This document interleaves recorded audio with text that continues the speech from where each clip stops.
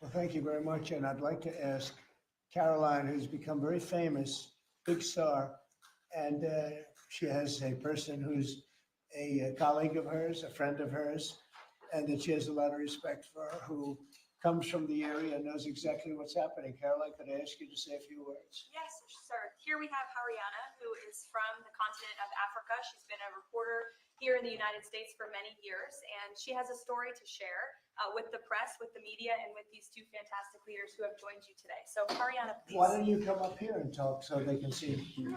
That'd be great. Thank you very much. Thank you, It's Mr. a great honor. Thank you, Mr. President.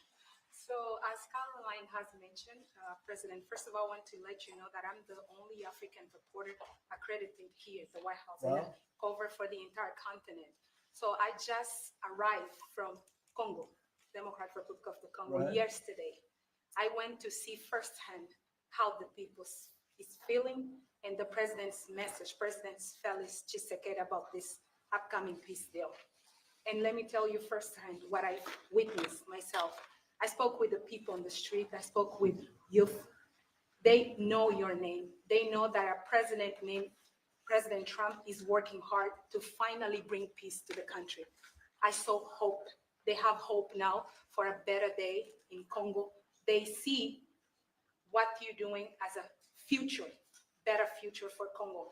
And I had opportunity to sit down with President Felix Tshisekedi for an interview because I want to understand his mind, what he's thinking, his feeling about everything that your administration is doing. And he told me firsthand that for many years, many American presidents overlooked this conflict. They didn't do nothing. Even myself, I covered President Biden's administration. I pressed many times about this conflict. People are dying in Congo. This country has so much potential, but they need help because this war is destroying the country. Right. They never gave me any answer. And he told me, President Tshisekedi, that you have no idea, he's very thankful for what you're doing, for what your administration is doing. Not only him, the entire Congolese people, they see that finally they will have hope. And President Tshisekedi also mentioned at the end of my interview that when peace finally comes to Democratic Republic of the Congo, he's thinking to nominate you as a Nobel Prize Peace because he said you deserve, you have been working to bring peace in the world, not only at the Congo, and he's very hopeful to meet you in the future. That's so nice. Boy, and that's so beautifully stated. And Caroline said, number one, she did say, and I shouldn't say this because it's politically incorrect. She said, she's beautiful and you are beautiful. I'm not allowed to say that, that could be the end of my political career, but I'll say it anyway. But you are beautiful and you're beautiful inside. So I wish I had more reporters like you. So you covered Africa for a long time? Yes, for over 10 years. Wow. I cover even your first administration. Yes, I know that. That's great. Well, thank you. That's so nice that you said that. Appreciate it. And I have one more question, Yes. Mr. President. Since we know in July or in the future, both President of Rwanda and the Congo will be coming Yes. to the United States. In Africa, President John Lorenzo, the president of Angola, he is also the leader of African Union. Good. He Yes, I know. worked very hard to bring peace, but unfortunately, Let's get him here. Yes, that's Okay? Would you invite him for me? Of course. Okay? Of No, course. we'll have. I know that he works very hard, and he's the head of essentially the union. So the union all over Africa, not the kind of union that we have. This is the union all over Africa, and I'd love to have him. So you'll let him know. Of course, Okay. Mr. President. Thank you very much. Thank you, Good. Mr. Now you go back to where you belong, right? That's great. That was a great job. It's real knowledge and real heart too. Congratulations. Okay. So we're here today to celebrate a glorious triumph, and that's what it is for the cause of peace. And this is a long time waiting, the signing of a historic peace agreement between the Democratic Republic of the Congo and the Republic of Rwanda. The conflict has continued and it's been going on for many, many years. It's been going from, I guess they say 30 years, the Great Lakes region of Africa for a long time and maybe even a time before that. How is the Great Lakes region? Must be beautiful, right? Beautiful, beautiful region, but they had a lot of war, right? A lot of fighting, a lot of death. It's displaced countless people and claimed the lives of thousands and thousands. But today, the violence and destruction comes to an end and the entire region begins a new chapter of hope and opportunity, harmony, prosperity, and peace. That's been a long time waiting. I said, how long has the war been going? And a friend of mine who was very much involved said 30 years, and at least 6 million people were killed during that period of time. It's incredible. And somebody said that was actually, it's the biggest war on the planet since World War II.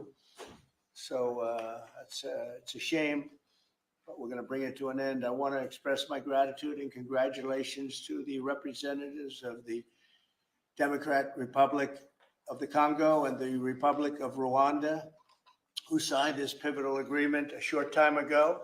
They just signed right in front.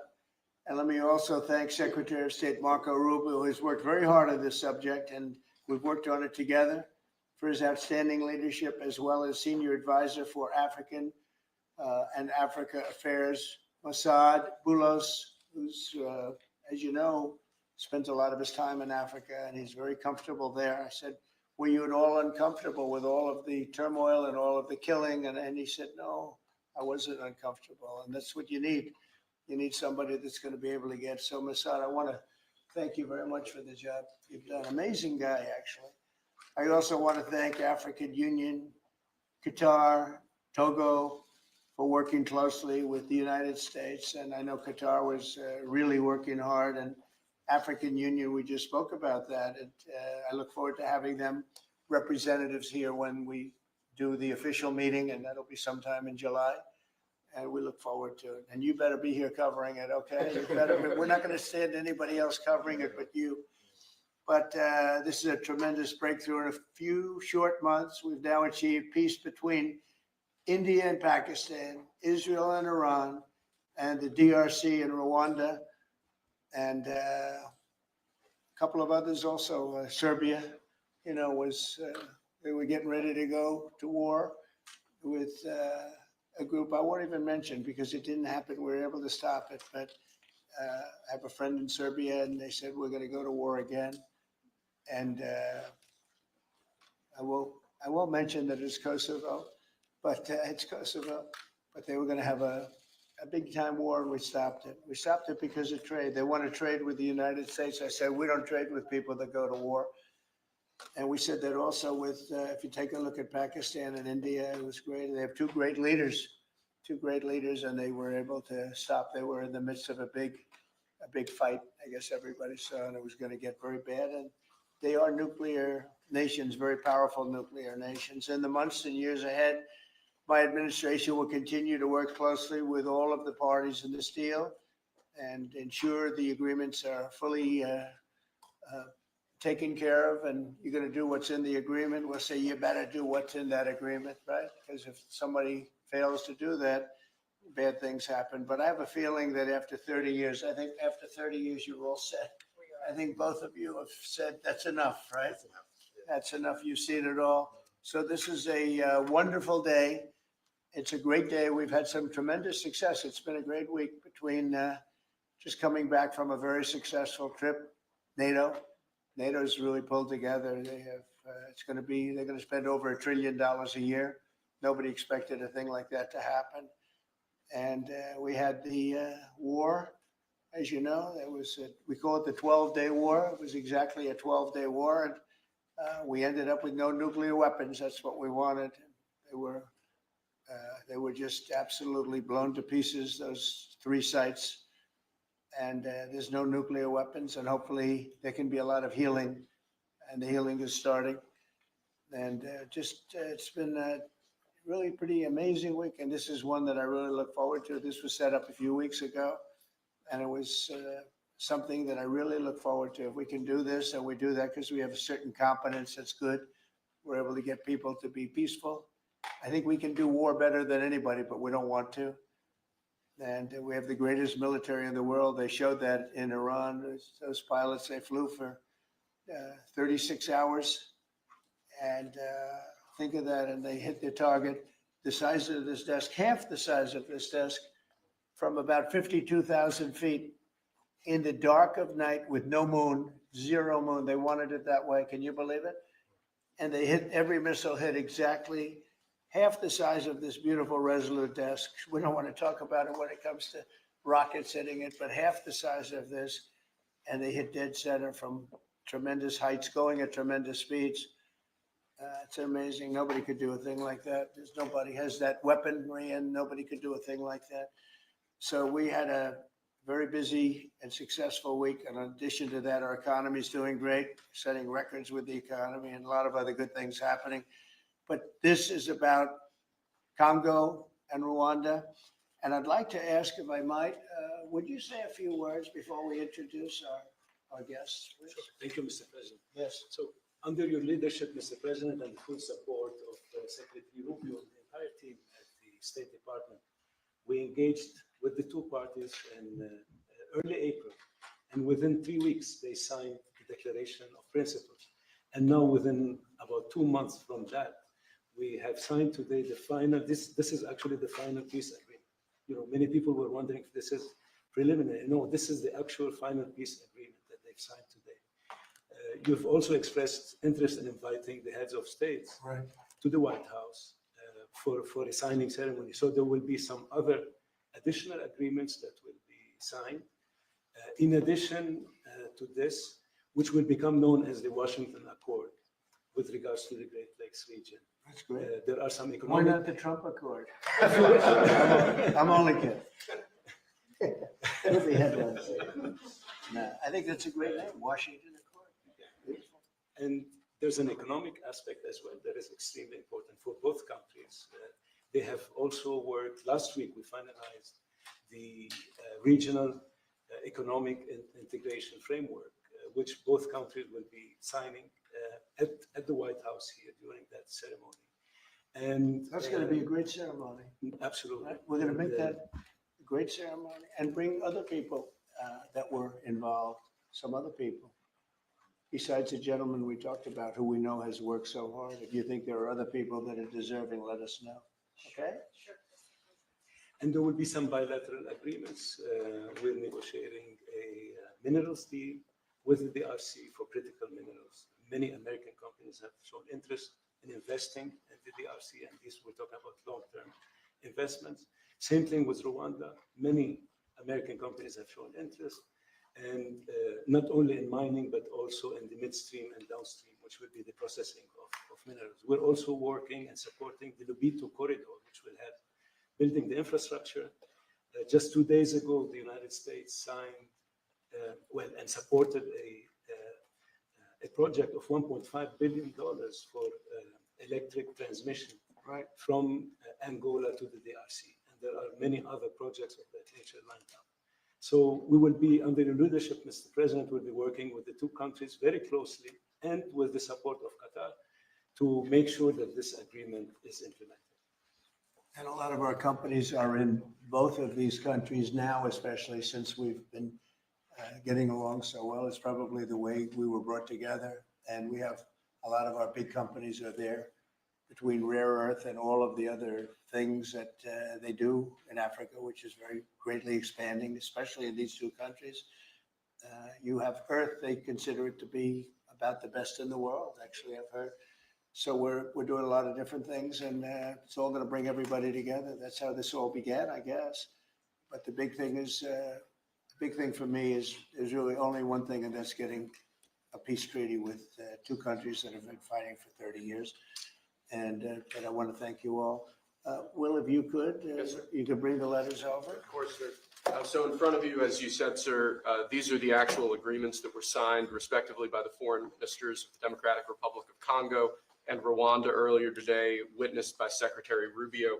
We've also prepared for you two letters. This is to President Paul Kagame of Rwanda, expressing your appreciation and congratulations for everything that's happened already, and of course, inviting him to Washington for, as Dr. Bula said, what we hope will be the Washington Accords, finally setting the terms for peace and prosperity in this region, hopefully for a very long time.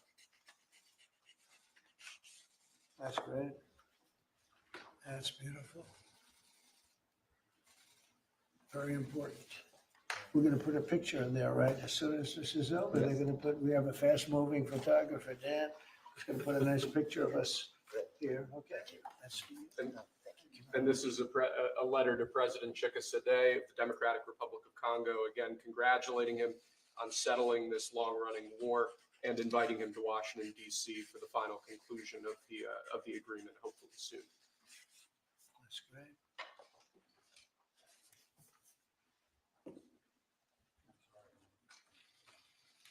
That's right. You take that pen, and you take that pen. Thank you very much.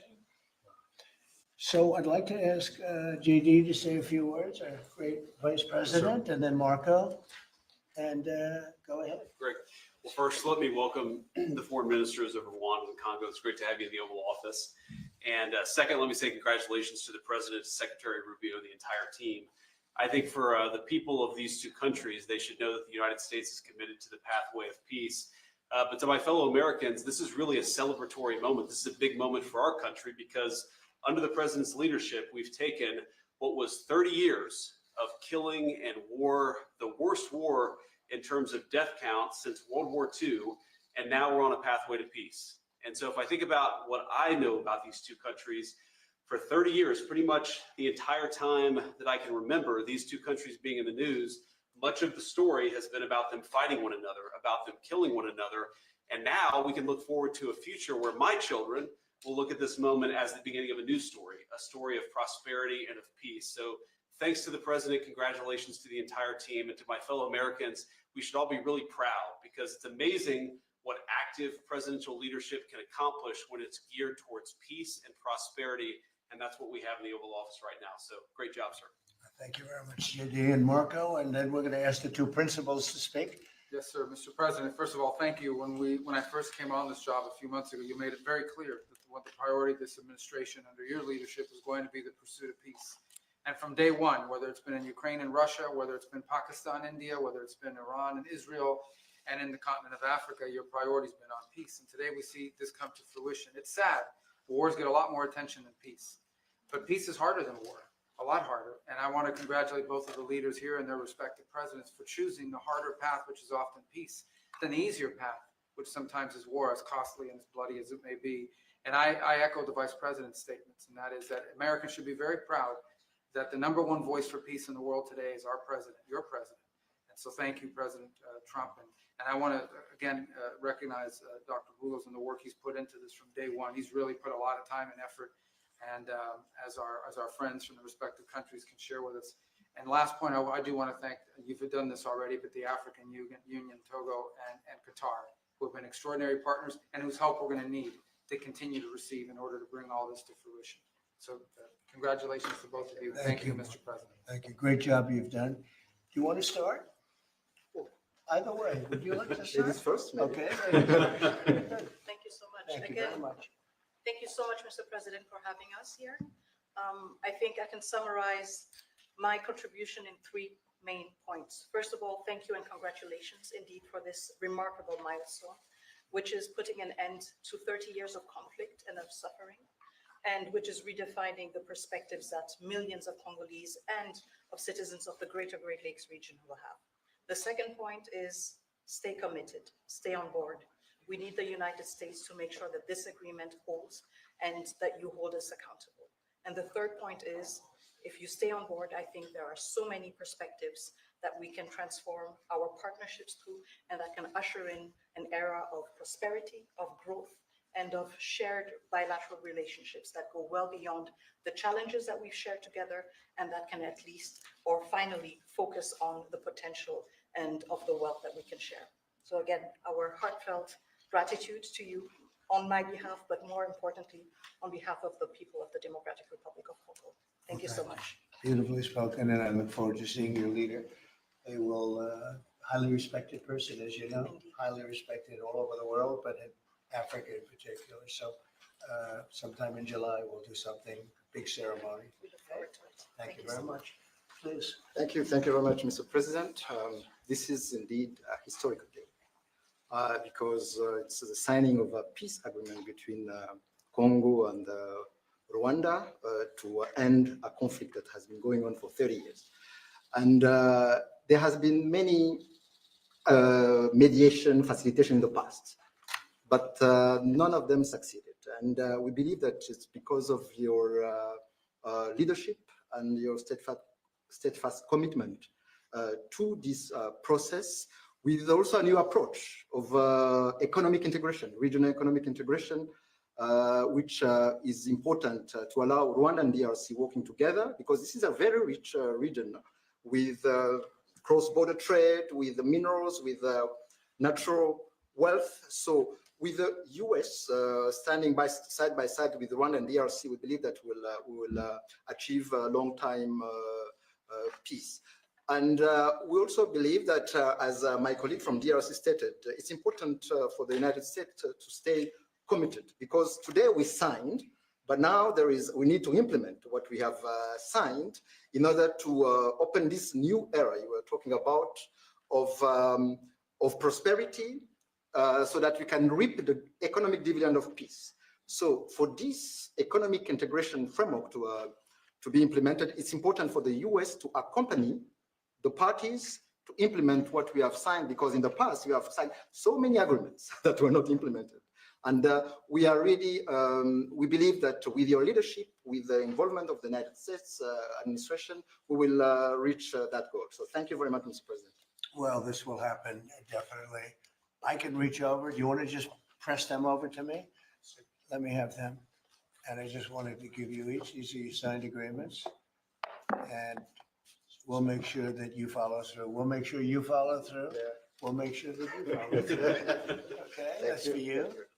And we have one other thing that we're going to give, that we give to special people only. It's a coin. Thank you. And I hope you do that. I'm going to give you a second one for your leader. Thank you very much. These are serious coins. You don't want to lose them. You'll be very, I think that your reporter from Africa should get one. What do you think? Is she around? I think, yes. Are the reporters okay with it? Brian, yes? Darling, that's for you. Okay. You did a fantastic job. Thank you. And I heard you do a great job covering everything. Thank you. And Mr. President, we actually have the pictures that you took earlier Oh, with let the me foreign see that. ministers here already. Thank you so much, Mr. President. Thank you. Let me see that. They're in this folder right here, sir. Okay, this one? Yes, sir. Oh, they look better than me. I don't like it. I don't like it. That's beautiful. That's very good. We have a good photographer. Beautiful. That's great. You better, I'll tell you, you better do the job here. We're gonna come down. It's beautiful. Thank you very much. So we'll put them in. That's for you. I can do that. So, That's for you.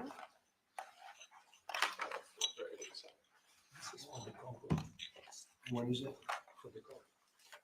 Yes. Okay. Let's see, we have two of them, I think so.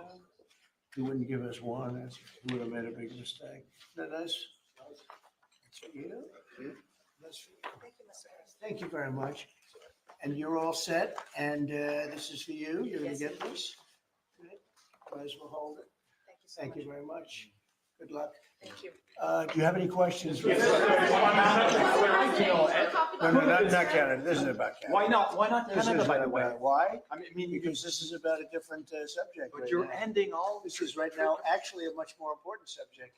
We just ended a war that was going on for 30 years where 6 million people died. So don't ask me a trade question on Canada. Mr. President, Kara Castanova from Lindell TV. Now that your administration, and congratulations, has secured peace in Africa to a bloody, horrific war that's gone on for decades and no other president could do it, do you think the mainstream media will I finally? love her, I'm telling you. No other- But you're right, no other president could do it. They tried and they didn't even try, I don't think.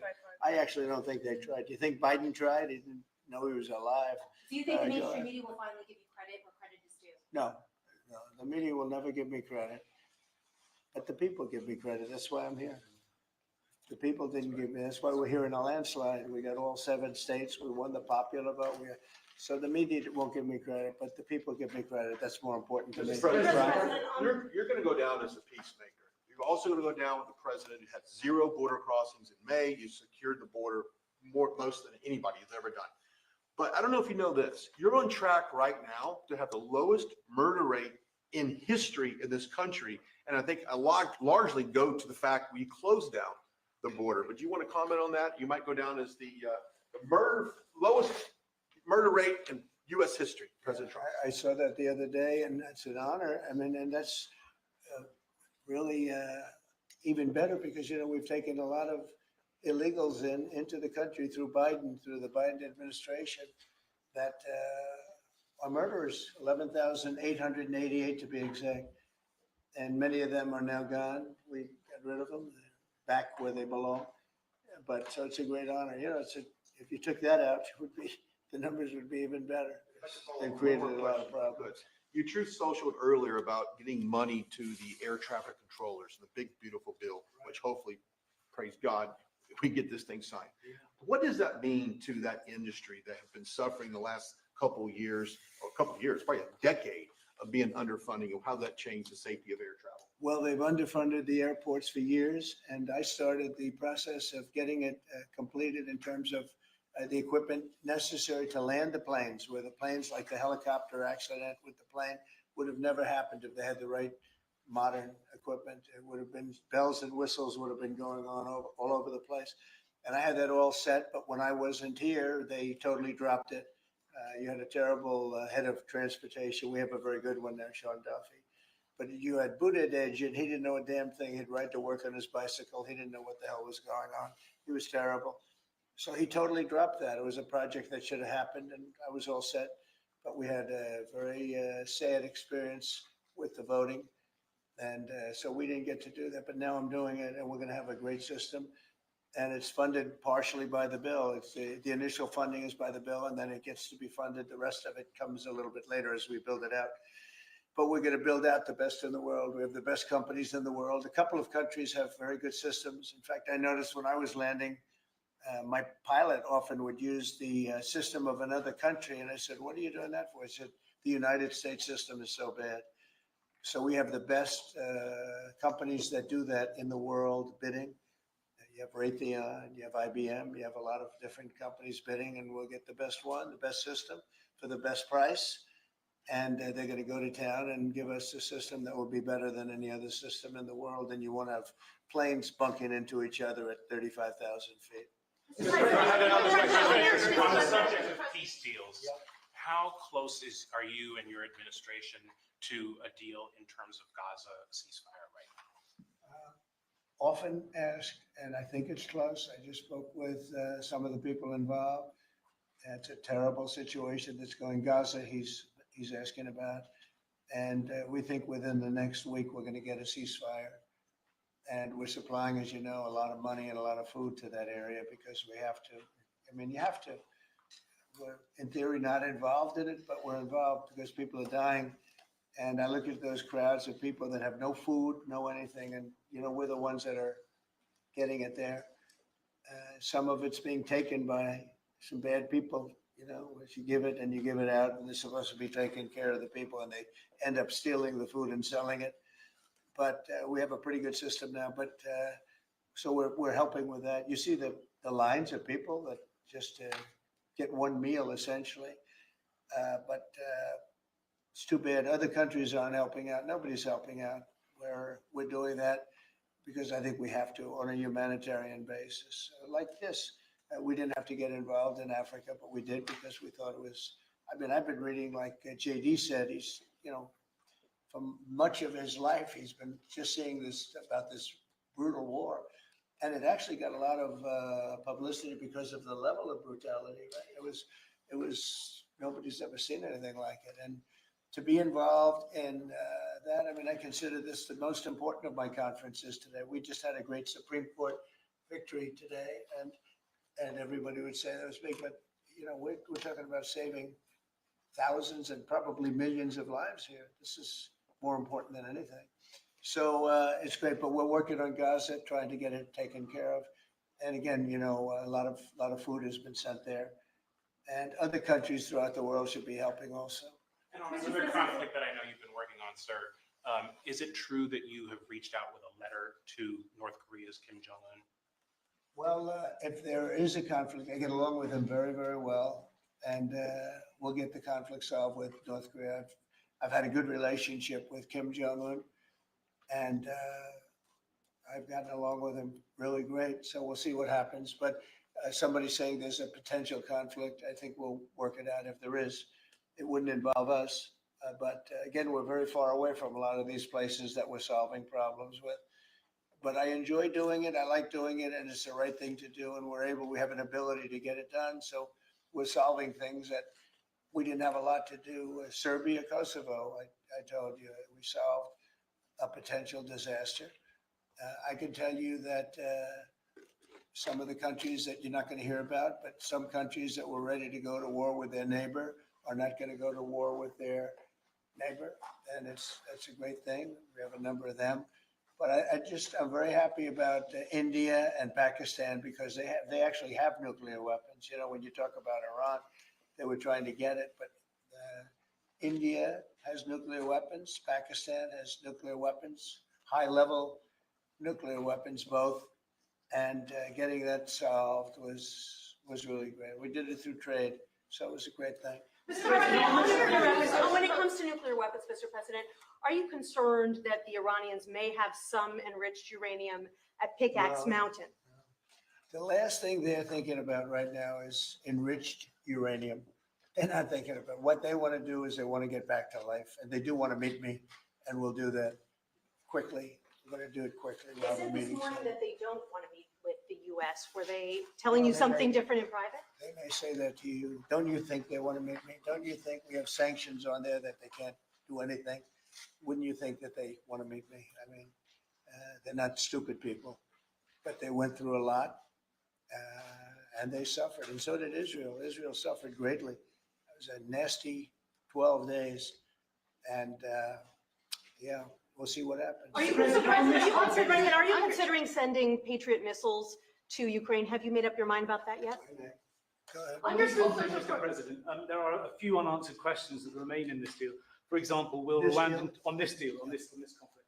For example, will Rwandan troops pull back from parts of DR Congo, and also will the M23 rebel group be allowed to remain in parts of eastern DR Congo?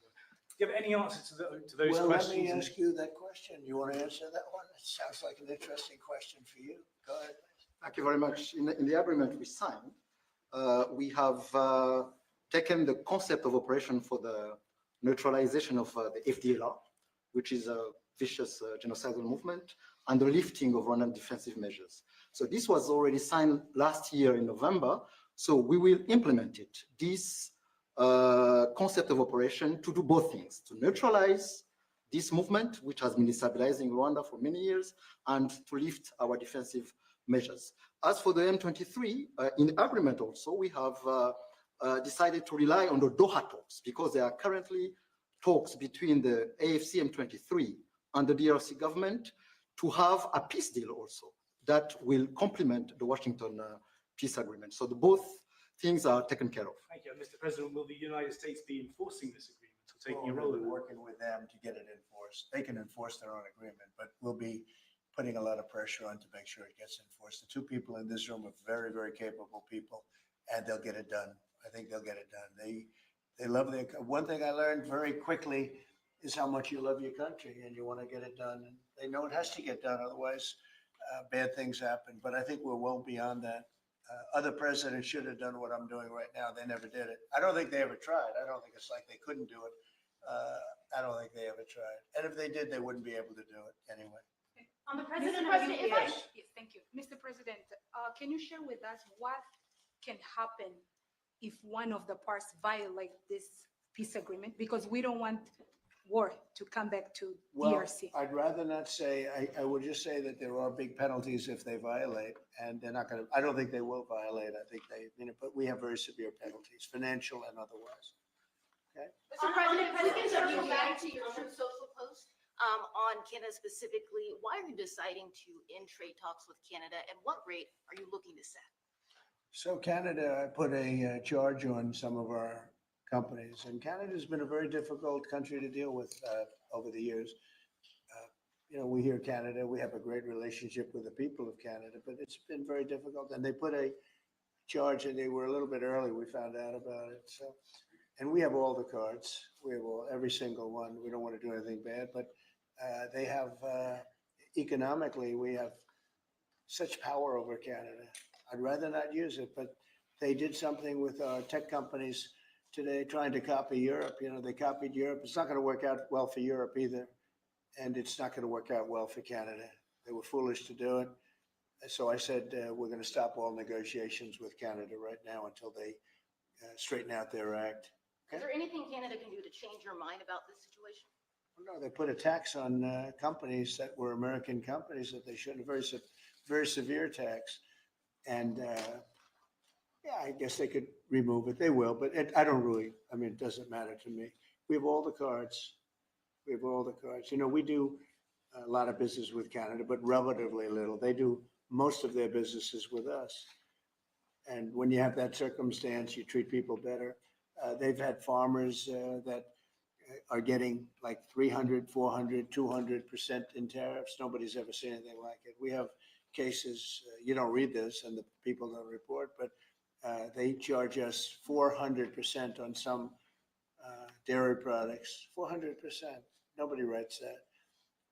It's not fair to our farmers, and we've got to protect our farmers. Mr. President, what's the question on the president? Mr. Did you President, push you for the mentioned president? how much of a rate cut it would do to the interest on the debt. Earlier today, Director Pulte was on CNBC talking about how he suggested Powell should resign. Any comments on whether or not Powell should step down? I know you've been pretty I don't critical. have a comment. I'd love him to resign if he wanted to. He's done a lousy job. Look, if you were there, you'd say, well, the United States is doing well. They have no inflation.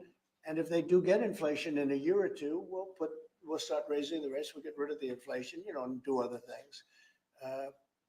Biden had the worst inflation in the history of our country. 19%, but I think it was much higher than that. Frankly, they say 19%. I say, I think it's a lot higher than that. And we have almost no inflation now. We've done a great job in a short period of time. Energy prices are way down. Gasoline now is down to close to $2 in a lot of places. A couple of places I see it even broke. It's like $1.98 a gallon. We've done a great job on inflation and honestly, pretty much everything else. I think it's very sad the way people act. You have a guy in there that with the stroke of a pen could lower interest rates and save us hundreds of billions of dollars a year.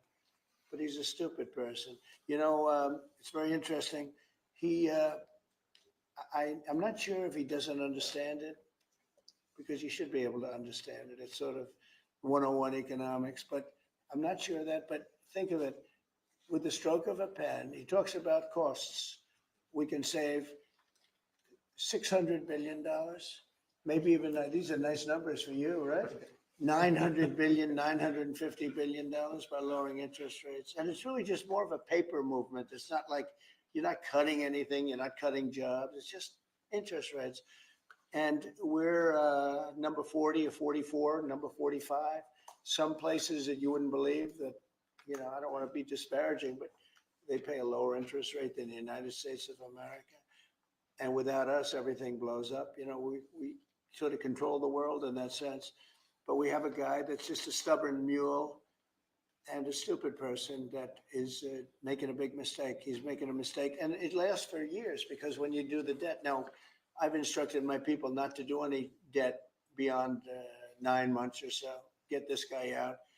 And whoever is in there will lower rates. If I think somebody's going to keep the rates where they are or whatever, I'm not going to put them in. I'm going to put somebody that wants to cut rates. There are a lot of them out there. And I said this morning, a lot of the business shows today were saying, Trump is right. He should be cutting rates. Think of it. We have a great country. We're making a lot of money. We're taking in billions of dollars in tariffs. We have $15 trillion of money that wants to be invested here, which is a record. In 2 months, it breaks any record that we've ever had for a whole year, and not even close. 15 trillion, and it's going to be much higher than that. That's after essentially 2 months, because we've been doing it for about 2 months, 2.5 months. $15 trillion breaks every record in the book. There's never been anything like this. We have factories moving in. We have car plants moving in. We have everyone wants to be part of the United States. And as I told you, and I say it to everybody, when I was in the Middle East, the King of Saudi Arabia, Qatar, and UAE, all great leaders. They have all great leaders. All three of them said, you got the hottest country in the world, and you did it in, at that time, I was there for 4 months, because we got back a little while ago. But everybody says it, not only them. We have the hottest country in the world right now. The only thing is we have a Fed chairman that is, he doesn't get it. And you could have substantially low, like if we cut him 2 points, would save more than 600, think of it, more than $600 billion just because you cut.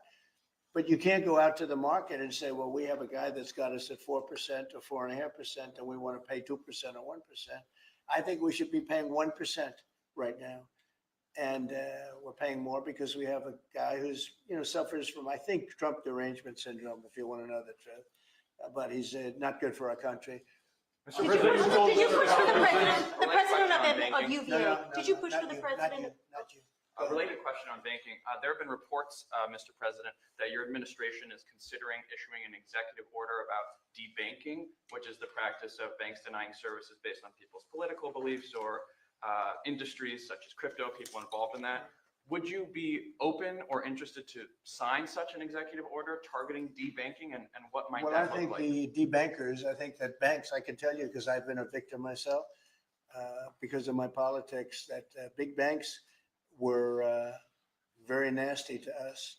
And I actually think it was Biden's people that told them to be, because the one group of people the banks are afraid of are the regulators. They are petrified of the regulators. And I've seen the biggest banker. I can tell you, you see him on television all the time. If a regulator walked into the room, he gets all nervous and crazy.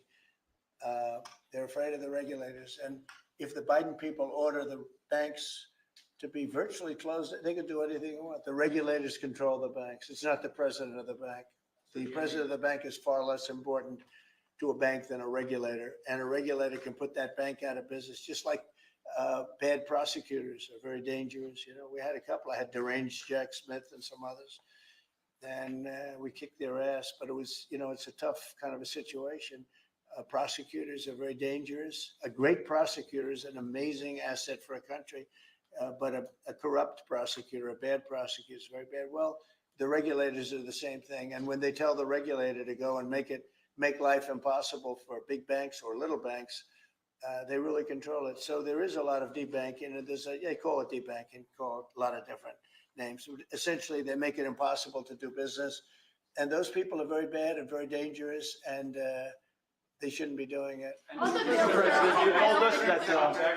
President, could you please explain how taxes would go up by 68% if the bill isn't passed? Where does that number come from? Well, it comes from the fact that you have automatically the Trump cuts, which were the biggest cuts that we've ever had. Now, these cuts are even bigger, but from the last administration, we had the Trump cuts. It was a 5-year deal, and it comes due. When you add that to the cuts that you already have and other things, it amounts, according to what they tell me, about 68%. That would mean you'd have a tax, so that that the tax cuts that they got, the biggest tax cuts in our history, would immediately go up to that level. And that alone is a big chunk of the 68%. And then you have the other taxes that would accumulate.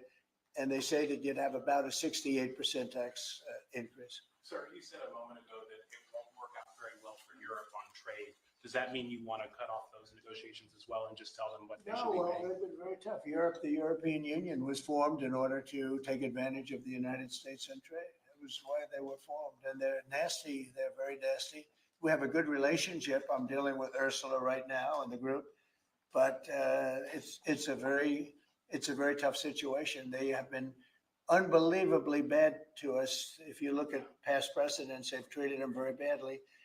They're being very nice to me because I get it. I know the system, and we have the cards. We have the cards far more than they do, and they have not treated us well. And they're coming to us right now. I said I was going to put on a 50% tariff. As soon as I said that, I put it out on Truth. As soon as I said that, they came to the table. They didn't want to come to the table. My people were telling me, Scott was telling me, and the whole group was telling me that not a good situation. They want to tap it down the line. They don't want to really deal. So I said, we're going to put a 50% tariff on you.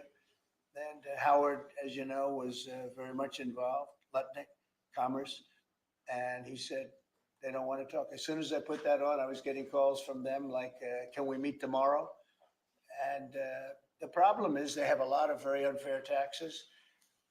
They have a lot of taxes that you wouldn't put on, and they sue all our companies. They're constantly suing Apple and Google and all of these companies, and getting, in front of judges that essentially almost work for them. I guess they do work for them. They're European Union judges, and they're getting these crazy rewards. Apple was fined $17 billion, and others are being fined tremendous numbers of dollars. They're nasty people, and I don't want them affecting U.S. companies. I don't want that. If anybody's going to affect a U.S. company, I want it to be us. And if they're going to have to pay a penalty or a fine, let it be to us. So they've done this for a long time, for years, but they're very nasty. The European Union is very nasty. There's no question. But they'll learn not to be so nasty very soon. They know that. They know it's coming. Vladimir Putin reached out to you to help you with the Iran crisis. Well, he made some nice statements today. Did you see the I statement? saw the statement. Very nice. Vladimir Putin made some very nice statements today. Look, he respects our country again. He didn't respect it a year ago, I can tell you right now. But Putin respects our country. And President Xi of China respects our country. Kim Jong-un they respect our country again. We were not a country that was respected just a year ago. We had a president that was incompetent. We had bad people circulating around this desk, this beautiful, resolute desk. They had, I guess, evil intentions. You couldn't be that stupid. I mean, they had evil intentions. But the world respects our country again. Thank you very much, everybody. Thank you, press. Thank you, press. Just outright the story. Thanks, guys. Thanks, everybody. Thank you. Thanks, guys. Let's go. Thank you, guys. Going. Thanks, guys. Thanks, everybody. Right through here. Thank you.